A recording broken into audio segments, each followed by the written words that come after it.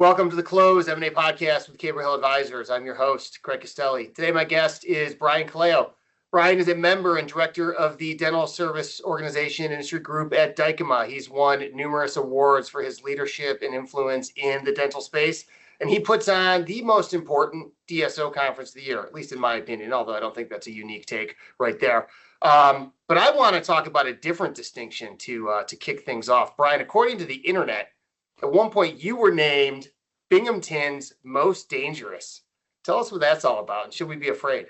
I don't know. Was it my wrestling career? It looked like it might have been. I wrestled from when I was 4 years old until, 1992, till, sort of Olympic trials in 1992, and ended up breaking my jaw. And, that was sort of the end of wrestling for me. And maybe that's what you're referring to. I don't know. But I began as a wrestler, and I always wanted to, my dream was to be an Olympic gold medalist at wrestling. I mean, that really was like, I guess most people don't have difficulty believing that, nobody goes to law school to become the dental guy. That kind of happens. It's not like an aspiration you have, although I've never looked back. I loved it, but nobody really makes that as an aspiration. And my aspiration was to be an Olympic gold medal wrestler, but wasn't talented enough, injury. I mean, very few people can achieve that pinnacle. And unfortunately, that was not something I was able to achieve. And then you got to live the rest of your life. And in my case, I went to law school and I did become the dental guy, or the DSO guy to be more precise, as it turns out. But, that fearsome stuff, I don't wrestle too much anymore, but I like the reference. I always loved to talk about wrestling. It had a very special place in my life. It's interesting you talk about that original goal of Olympic gold. So I was a swimmer when I was younger, and that's another sport that requires a ton of discipline and doesn't really have a path to riches in fame, right. In the professional ranks, right? And we were all dead set on the Olympics. My injury came a little bit earlier, set me on the path to playing lacrosse, set me on the path to business school, doing what I'm doing today. But you never truly leave that part of you behind. Some of that, what I learned, is still with me today.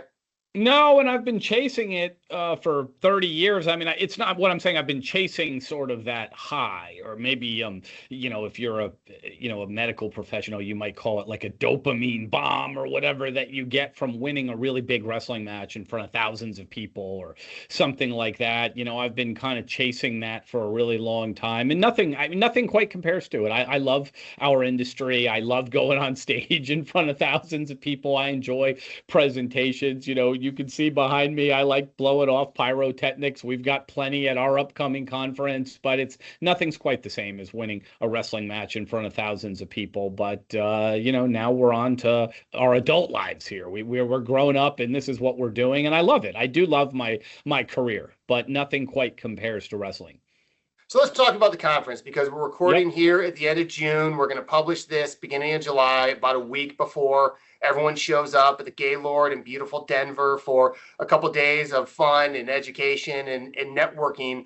And it's massive today. It is the must-attend event. But in 2014, you had the idea to create this conference, and it didn't have 1,500 to 2,000 people. I bet you it only had 100 at most, right? So what was the idea back then, and why did you think it would work? Well, you bet it'd be worse than you ever thought. There were 41 people at the first one. I've told that story a few times. And the other story I've told a couple times, I'll tell it briefly again here, is, look, around that time, 2012, 13, 14, they were just starting to have some dental events. There really wasn't DSO conferences per se, but they were dental events. And, we've had dental events for 100 years, that tried to maybe incorporate a little bit of DSO stuff into like otherwise dental event. And it was just they were not understanding the DSO industry and what it meant to be a DSO, and the content I thought was not helpful at all. If anything, a lot of the content was probably creating misinformation. It was not correct what they were saying. So I approached some of these folks that had these conferences, and I said, I actually know a lot about, they weren't even called DSOs at the time. They were called, practice management companies, management service organizations, MSOs. I said, I know a lot about this. Would it be okay if I did a presentation and, sort of corrected some of the misinformation and talked about what it means to be, at that time, a dental practice management company? And almost universally, the answer was no. I think a very small percentage of the people said if I could write them a giant check, they would let me do it. But not even everybody. It was like a tiny amount said, I guess if you give us a check, we'll let you do it. But the overwhelming majority was like, no, we don't care what you do. You can't. And it didn't matter. I didn't have a giant check to write anyway. So, no one would let me be on their stage. And I'm listening to a lot of misinformation and inaccurate and incorrect stuff. So I was sitting in the ocean at the Ritz-Carlton in Cancun at a DSO conference, client I still represent. And, the waves were pretty minor down in Cancun. So I might have been in the ocean maybe 2 hours, Craig. And I'm just sitting there and I'm kind of feeling sorry for myself because I have a message. I feel like I have helpful stuff and nobody will let me talk about it. And the waves are kind of hitting me and I'm sitting there. And then it occurred to me, instead of just complaining and feeling sorry for myself, maybe I could do my own event. Maybe, it can't be that hard. I mean, boy, I learned that lesson, but, can't be that hard. Let me try to put this thing on. And it was harder than I ever imagined, but that's how the Dykema conference was born. We had 0 sponsors the first one. There were 41 people there. I had to beg each and every one of them to come. And that's 41, including 6 or 7 of my Dykema partners. So whatever 41 minus 6 or 7 is what we actually had at that meeting. You said 100. You were being real generous. It might have been 35 or 36 people, but it was a start. And then we had 75. I can't tell you I was thrilled with 75 in year 2. I almost, didn't come back and do it again. But in the 3rd year, we ended up with about 300. And that was the first time that I felt like, hey, I might be onto something here. And, this thing maybe, can be successful. Yeah, well, I and everybody else are glad you stuck with it because it truly has become something special. For those who are maybe less familiar, coming for the first time or haven't been in a couple of years, what is one thing everybody should see or do while they're at the conference? I'm partial to my opening walkout because I spend a lot of time and energy on it. We're premiering the world premiere of a feature documentary, a rock and roll documentary called Journey Through DSO History. It's about 28 minutes long. It starts at the Second Dynasty of Egypt when the first dentist walked the earth, Craig, right up to the Dykema conference in 2026. And it's going to run through everything that's occurred of significance in the DSO industry. We hired, obviously a professional studio. We filmed this thing, and it's the world premiere. It's going to be that morning. Plus, there's going to be, as you can see behind me, some pyrotechnics, some explosions. We've got a great presentation called Lessons in DSO History. Steve Bilt is heading that up from Smile Brands. We've got Turning Points in DSO History. Dr. Rick Workman, the founder of Heartland, is going to join Steve Bilt. And I really feel like the opening, say, 2 to 3 hours of the event are going to be incredible. If you're a sports fan, Nick Saban is going to be there, the Hall of Fame college coach. Plus, we're going to have Rick Pitino, the Hall of Fame college basketball coach, there on Thursday. So, and they're not there just to like sign autographs and take pictures. They're going to give some inspirational presentations. So I'm really excited to hear about team building and the insights that those guys have. Plus, as something near and dear to your heart, we're going to have updates on the M&A markets. We're going to have buy side. I know that you're participating in our sell side presentation. We appreciate your willingness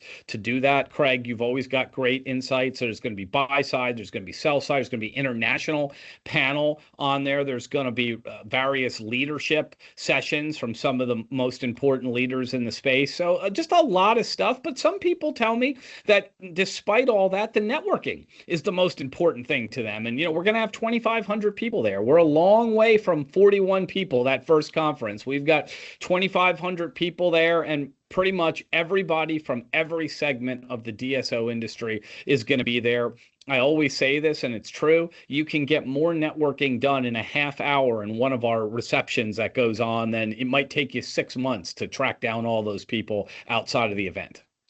I second that. First of all, I didn't know that I had an expectation for your answer to this question, but a documentary certainly wasn't on my bingo card. So I'm looking forward to seeing that. But I agree that the networking is phenomenal. It's what I come for. The content is a bonus, but the access that attendees have to these really powerful, high-profile leaders in both sports and business is is second to none. And I don't know if I've ever told you this, but it's a story I tell people all the time. And I remain grateful for this. A few years ago, Tom Izzo came out and was the speaker. Yep. And he was one of the rare speakers who actually came down to the cocktail reception and hung out a little bit and didn't just fly in and speak and leave. And you grabbed me and you said, hey, you want to meet Izzo? And I don't know if you know this, but my dad went to Michigan State, was born and raised a Michigan State fan. And I was talking to Izzo, and it happened to be the eve of my dad's birthday. And so I just mentioned that to him. I'm like, hey, my dad's a big fan. That's how I, came to, respect you and love the team. And tomorrow's his birthday. He's going to be pumped that I got to talk to you. He goes, tomorrow's your dad's birthday? Pull out your phone, turn on the camera. And he just impromptu recorded like a 30-second birthday video for my dad. The best part is that when I then sent it around on the family text, my dad had no idea what it was and didn't press play on the video for like 2 weeks until I said, why didn't you say something about that video? And he didn't even know that he'd gotten a personal video from Tom Izzo. Well, what did he do when he finally pressed play? Oh, he was blown away. Yeah, you can't control your parents. You can't control these people. Mom and dad are going to do whatever they do.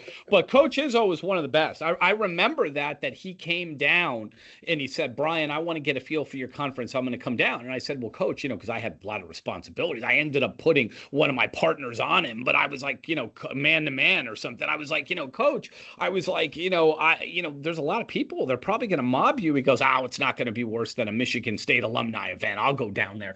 And he had a good time. I saw him. He was not maybe mobbed to the degree he would be at a Michigan State event, but most people knew who he was, and he was, constantly circled with people, but he seemed comfortable. He seemed like he enjoyed it. He really did. Yeah, he knows how to handle it. He knew exactly what he was walking into. All right, let's shift gears a little bit and talk M&A, because this is an M&A podcast. All right. And I want to get your thoughts. So, Dykema publishes a great state of the M&A report every single year. They survey guys like me and private equity investors and other attorneys and really gather a ton of data. And you know how near and dear the law firm is to my heart. I grew up in Detroit. My father-in-law spent his career there. So a ton of respect for everything Dykema beyond just the DSO conference. And this report is one of them. But, there was a nice DSO industry spotlight where, you or your team collectively called 2025 a year of muted recovery. And you mentioned that there were 50 significant processes that had to be abandoned. Closer to 75 okay. Upon analysis, closer to 75. Yeah. Wow. So what happened? I've documented this many, many times in articles and podcasts. I will go over it again here, but really the interest rates is what happened. What happened is, the politicians want to blame each other, and this is an M&A show. It's not a political show. We're not going to get into the politics of it, but, combination of, obviously, Russia invaded Ukraine, combination of a hangover of COVID aid programs. So much money got flooded into the economy, and people are criticizing it now, saying it was an overreaction, too much got in. The facts that we know, without pointing this party or this politician, what we do know is the economy was flooded with a lot of dollars, and that caused inflationary levels we haven't seen in 25, 30 years. I remember this, Craig, you're I think younger than me, so you didn't have a lawn mowing business in 1978 like I did, cutting everybody's lawn on my block, but the interest rates were 13, 14% then. So I've seen it in my life, but most people in the DSO industry, it's a young industry, relatively speaking. We've not seen interest rates like occur. The interest rates literally tripled almost overnight within a quarter. Costs of supplies, goods skyrocketed. Costs of labor skyrocketed. There was a shortage of labor. 47 million people left the workforce on top of it. So the confluence of, and reimbursement rates, of course, remain flat. So the confluence of all of these events, created some of the most challenging economic conditions, certainly that we've ever seen in the DSO industry. If you're like General Motors and you've been around for hundreds of years, you've seen this stuff before. But if you're the DSO industry, you've not seen, this type of stuff, because it's a relatively new 30-year-old industry, and most of the organizations have been formed in the last 15 years. So certainly I haven't seen anything like that. And these conditions are not favorable to the M&A markets. I mean, when the interest rates are triple what they were, your buying power goes significantly down, the risks go significantly up. And, we saw about 75 transactions, these are big transactions, abandoned, about only 7 or 8 go through. And the 7 or 8 that went through are on what can best be described as modest terms. I mean, they're not going to make the market with those deals. Nobody's going to throw a party over them. And that's sort of where we are right now, and where we are today is a couple things. We got to have the conditions improve. The interest rates have got to go down. The expectations of the sellers cannot be stuck in 2021. They got to go down. They got to be realistic as well. There's a ton of money on the sideline, but it's not as simple as just waiting for the conditions to improve. And some of the things going on, wars in Iran and unrest in the Middle East, they're not helping things. If the goal was, let's get everything calmed down and get to where, things are stable and there's less uncertainty and we can start lowering interest rates, we've not done a good job for the first 2 quarters of this year. It's still been a lot of uncertainty, a lot of instability, but it's not enough just to wait until the conditions improve. And they will improve, Craig. I mean, I've been here 31 years. They don't last forever. They're clearly going to improve. If you're a DSO, a group practice, a small group out there, you've got to build a premier organization. You can't just say, our business model will be, we're just going to wait for the interest rates to go down and then we're going to sell. You got to do all you can to increase same-store growth, have a good culture, integrate specialty, and build a premium organization so that you're differentiated from the competition when the time comes for your equity event. So all of that is true. I have no argument. However, you could say the same thing about almost every industry out there. And, certainly in the private equity backed healthcare roll-ups, save a couple of the newer specialties that have kind of heated up or reheated up. Med spa is too young to have, any of these, really impact that. Infusion is just always hot and has different tailwinds behind that. And so those deals are getting done. Those multiples are high. But what we see with dental, where these private equity hold periods are getting to 6, 7, 8, 9, 10 years long, is kind of hitting eye care. It's kind of hitting derm. It's hitting some of these other specialties in similar ways. So is there anything unique to dental, or is this just a broader macro healthcare private equity issue that dental just happens to be one of a few that are facing the same headwinds? Dental's not the only one. That's absolutely correct. But, we've had a couple sort of unique problems that have occurred in dental because it was a little more of a mature market than, say, med spa or some of these others, even dermatology. We had folks that didn't fundamentally understand the business of dentistry, that were relying solely on arbitrage. They jumped in, They just said, look, we're going to buy here. The EBIT is 5 million. We're going to grow the EBIT to 10 or 15 million, and we're going to sell without even really understanding what we bought. I mean, yeah, they're dental offices, but how they operate, we don't need to worry about that. We're just going to buy more of them and sell. Well, that was a problem. We also had people over leverage things when money was super cheap, and when the interest rates triple, that's a problem. So we've had some organizations that really, some of them, quite frankly, didn't make it. Others had to be, sort of chopped into little pieces and sold off. Others are in the process of rehabilitating themselves. Some have given the keys figuratively to the bank. The bank came in, instead of being a lender, now it's a shareholder. The prior, investors sort of lost everything. I mean, these things have gone on. You just got to Google it. It's all over the, you can see the press releases of when these things, have happened over the last couple years.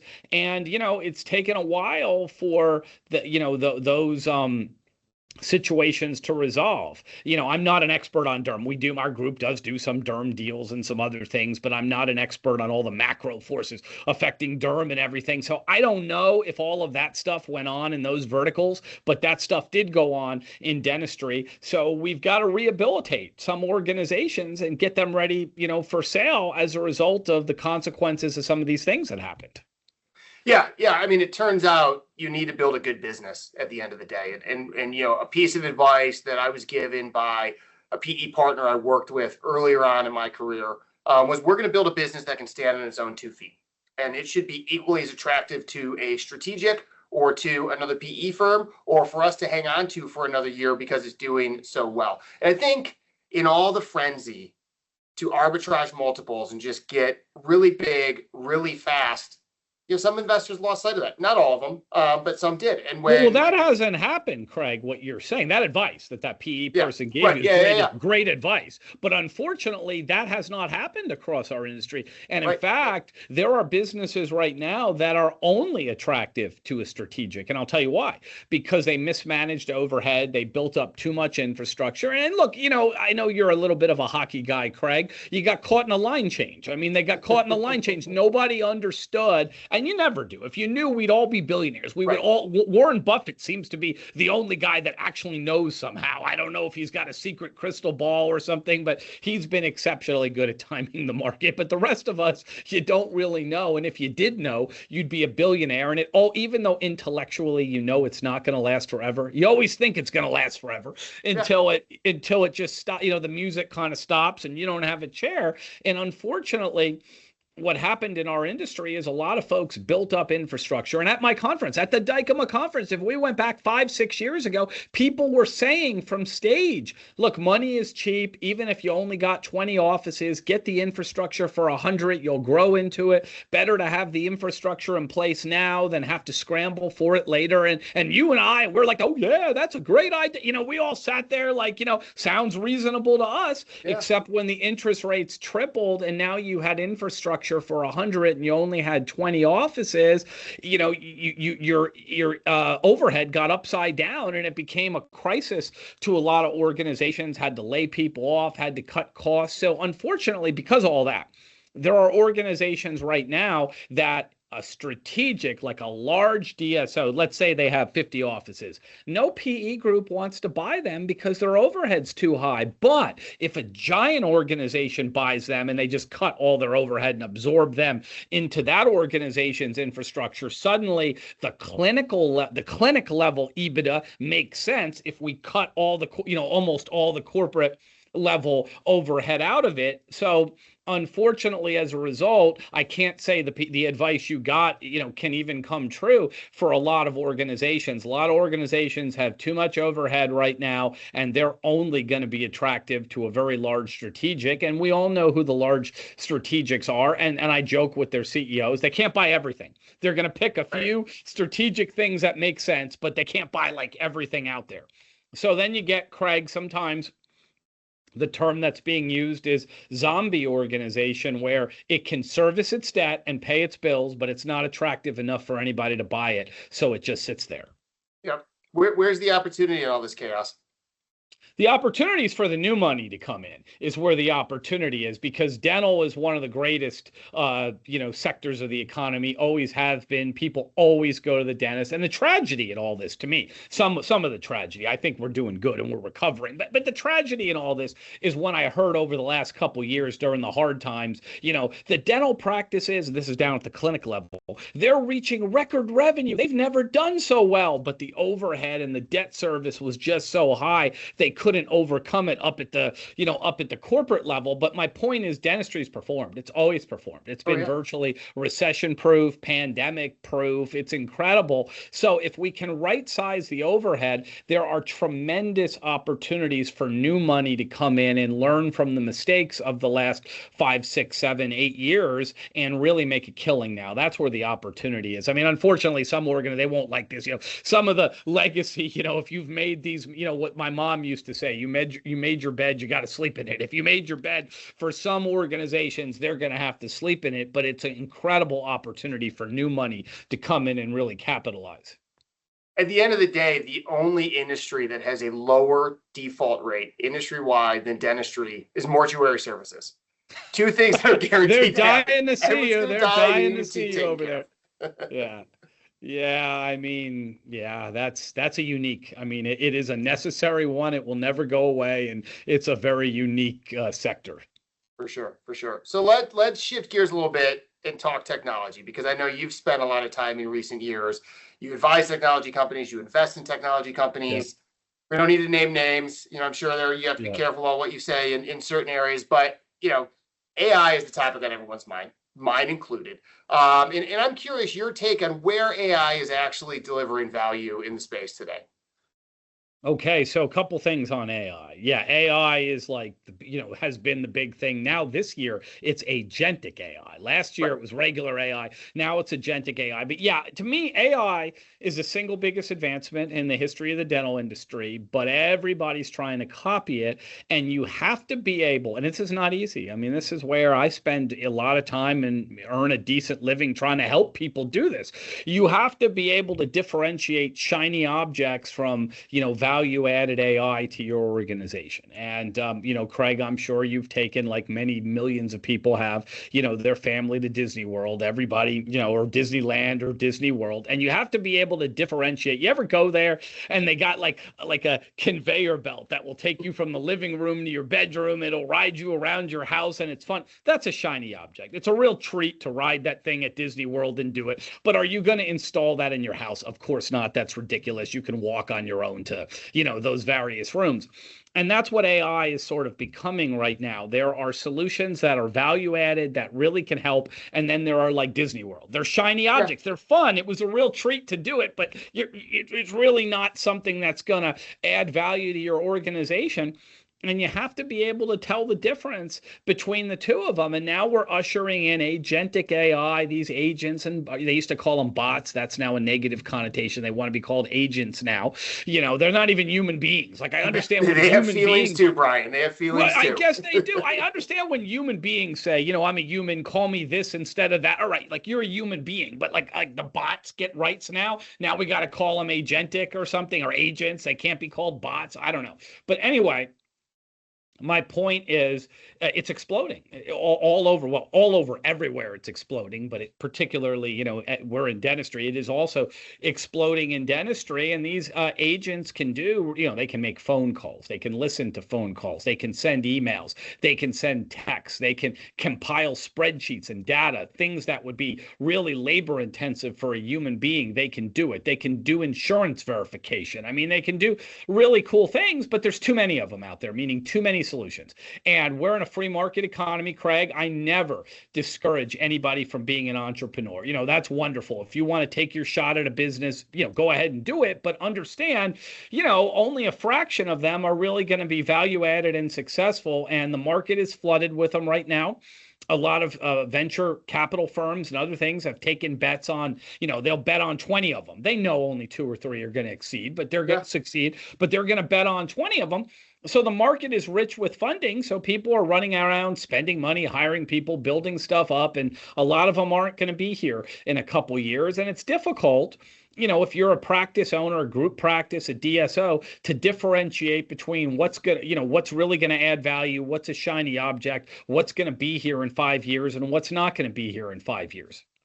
I mean, we face the same challenges in our own business. I mean, there's a lot of noise. There's very little signal. Everybody likes to sell to me, hey, look, if you just get one deal, your ROI is 1,000%. Well, sure, that's just the economics of my business and the way that we operate. But there's no guarantee that any one thing is going to give me one deal. We can't spend money on all of it. I do believe the cost of ignoring it is greater than the cost of getting it wrong out of the gates and having to go back and redo something and fix it. Well, yeah, here's what I would say. Yeah, there was a proverb, I think going back to ancient times that I learned in college. And it was something like I had this Buried City and Lost Tribes course or something. It was fun.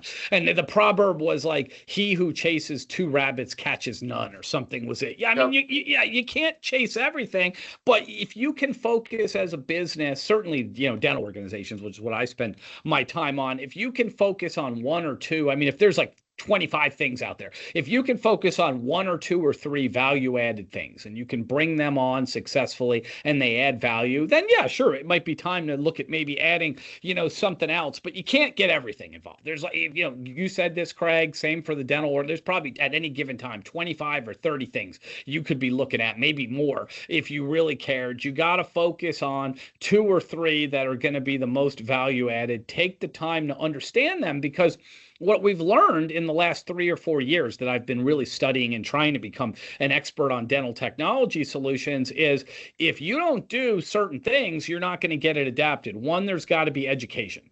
If you got 20 offices and you don't educate everybody as to what this is and why it's a good idea, people aren't going to use it, or they're going to misuse it or not use it correctly. Two, it's got to integrate with your PMS system. I've seen a lot of good solutions, but they don't integrate. And if they don't integrate, people won't use them. They're not going to open up all these viewer boxes. Assuming there's education, it integrates, you've got to come up with a sound implementation plan. You can't put it in 25 offices overnight. You got to figure out the right way to get it there. And there's got to be, a delicate dance and collaboration that occurs between, the DSO side, between the practice owners, between the clinical employees, the non-clinical employees, and the vendor that's offering the solution. And if they all dance together, they step on each other's toes, you're not going to get adaptation. So these are the things, you got to have education, integration, implementation, and then you get adaptation. So there's work involved. I tell folks that I advise that want to do business with DSOs, if you met with the DSO C-suite and just assume they loved your product. They thought it was the greatest ever and they signed a contract. Craig, if we're playing football, you got a first down from the 20 to the 30-yard line. You're nowhere near a touchdown. I mean, good job. You got like one first down, but you got a lot of work to do. Yeah. Is this the next differentiator, though, for the group practice owners out there? Does this become, what drives either a high multiple versus a low multiple, or even a decision for a bigger group to buy or not buy you based on how well you're implementing AI? Yeah, kind of. I mean, I'd say technology as a whole, including but not limited to AI. Yeah. I mean, look, you got 4 things you got to do if you're preparing, your organization for sale. And I know you're looking at these things, Craig. Nobody does a better job than you. But here's the thing. You got to have a positive culture at your organization. If you've got a terrible culture and you're hemorrhaging people, you might be unsaleable in this market. You've got to right size your overhead would be number 2. You got to integrate specialty would be number 3. And number 4, you got to implement technology to offset some of these things like high labor costs, shortages of labor, high supply costs, high inflation, cost to service debt. Technology can do more with less and offset some of these costs. So you do. And I think all of these things in combination are going to differentiate you at the time of sale. And I do think if you've buried your head in the sand, Craig, and you've not paid attention to a single technological solution, and you're operating, what's that song? You're partying like it's 1999. You're operating your practice like it's 1999. You're going to be less valuable. Somebody, you might be unsaleable altogether, but more often than not, you're probably just less valuable. There's no question you're going to be less valuable than somebody that has taken the time to implement some of these solutions. Yeah, I agree. There's never been a more important time to figure out a way to do more with less. We're not putting the toothpaste of wage inflation back in the tube. Labor cost is what it is and what it's going to be. Supply costs are what they are. Reimbursement is what it is. So can you either make your team more efficient or use some of these, advanced agentic tools to actually replace certain roles in the organization that no longer need to be filled by a person and can be scaled, more rapidly at a lesser cost? Yeah, I'm going to the UK this Friday to go present at a large group practice conference, and I try to make it relevant and fun to the UK. So I'm doing my Harry Potter theme, and you got Lord Voldemort out there. He's the evil, and what is his evil? Well, inflation is at a 25-year high. The cost of labor is at a 25-year high. You have a shortage of labor. Supplies and equipment are at a high. Reimbursement rates have remained flat. So I got a slide. That's Voldemort. He's got his wand. He's trying to get at people. Well, Harry Potter coming in, if you follow that, to try to offset this, that's got to be implementation of technology and culture and integration of specialty. And if you do all of these things and you integrate and implement all these technology solutions, they can offset a lot of the bad things. So for fun in the UK, it's the forces of dark against the forces of light, but the forces of light are technology and integration of specialty and culture. And if you do these things,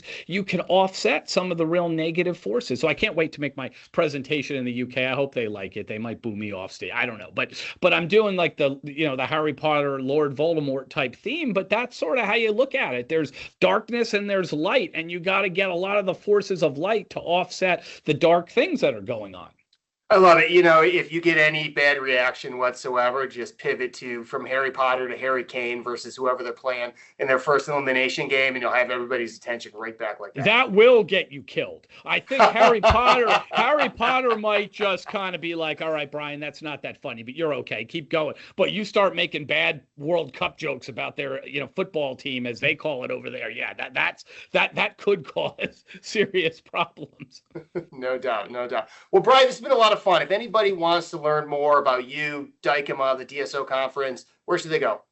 Yeah, DykemadSO.com. I'm an easy guy to find. If you Google Brian Colao DSOs, you'll find, be everywhere. You'll get my emails, bcolao@dykema.com, DykemadDSO.com. You go to any of those places, really, really easy to find me. And I love talking about this stuff. If anybody has any questions about anything, be happy to chat with you more, offline and talk about these things. Well, it's been an honor to have you on. Good luck in the UK, and I look forward to seeing you in a couple weeks. And thanks, everybody, for watching us here on The Close. Thanks, Craig.